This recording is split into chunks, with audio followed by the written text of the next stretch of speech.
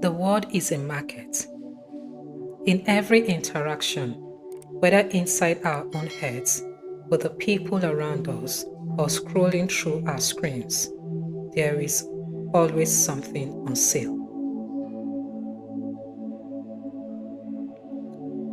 For a long time, I believed I was a genuinely happy person. I laughed easily, felt comfortable in my own space, and tried desperately to project positive energy. I thought if I kept smiling, I would leave no room for sorrow. But in recent years, a quiet truth caught up with me. I wasn't actually happy. I had simply mastered the art of performance, projecting positivity no matter what was breaking inside. And I couldn't help but wonder how I got there.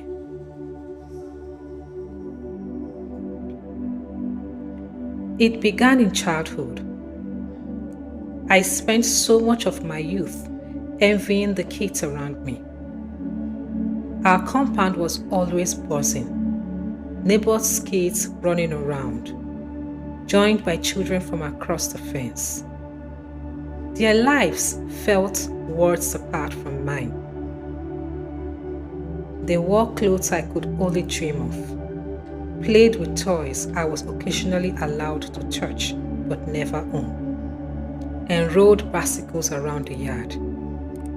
I never owned a bike, let alone learned how to ride one. Their morning breakfast routine were fried plantains and eggs, custard, oats, and cereal with milk and sugar.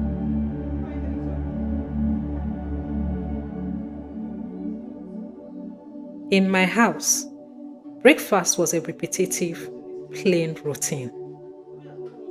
Our clothes were sewn by church tailors or neighborhood seamstresses. I never wore jeans, t-shirts, or sneakers. I felt out of place, marked by what we lacked.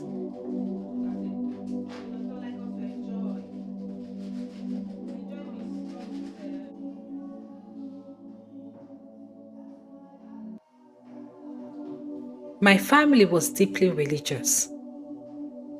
Most evenings were spent in church, praying for a financial breakthrough. Because my parents constantly promised that one day we would afford the things our neighbors had, I learned to pray with intense desperation.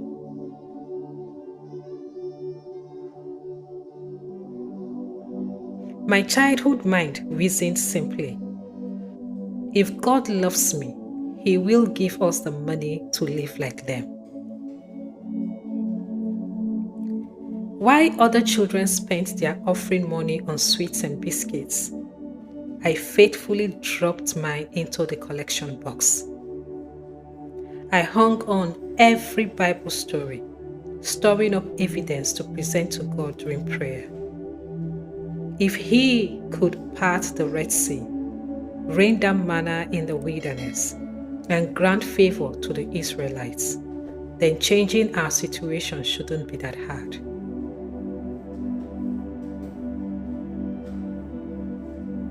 Pastors spoke of the glorious life waiting for those who dared to believe, so I worked tirelessly to keep the faith.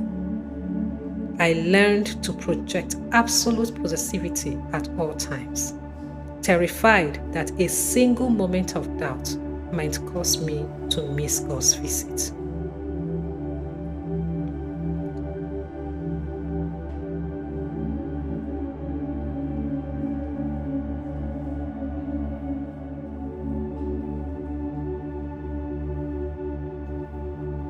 Living in a perpetual state of waiting meant I never actually learned to live in the present. Special meals were reserved for holidays, while rice and stew or the occasional jollof were strictly Sunday treats. Birthdays passed without celebration after our first year. We never dined out, and there was really a moment of quiet gratitude for what we did have.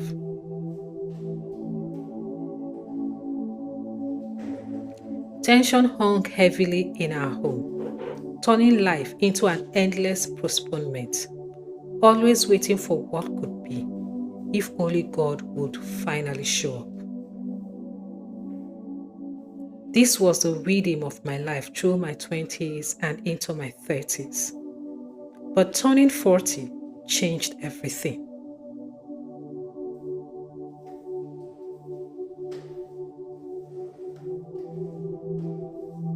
Questions about my origin and purpose. Questions I had spent a lifetime looking outward to answer suddenly turned inward.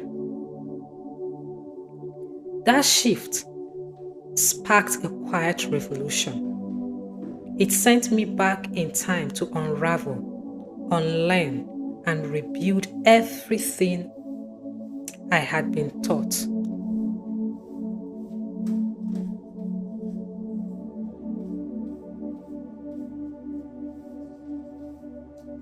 The hardest thing I am unlearning is the habit of living in constant expectation. It required raw, painful honesty to admit a simple truth. I cannot harvest a field I haven't planted, nor can I expect a reward without the work.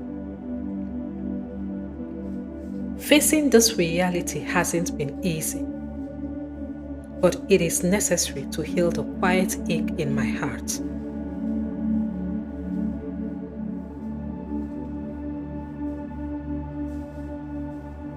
The endless longing for what others possess, and the painful question of why blessings seemed to land everywhere except at my doorstep. Now, I am learning that contentment grants a peace no external validation can match. A peace rooted in simply accepting what is. I spent decades trying to buy a future I was promised, endlessly trading my present joy for a breakthrough that was always just out of reach. But I finally see the trade for what it was.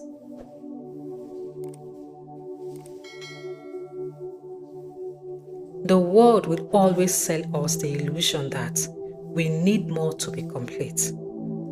But true peace begins the moment we stop buying into it.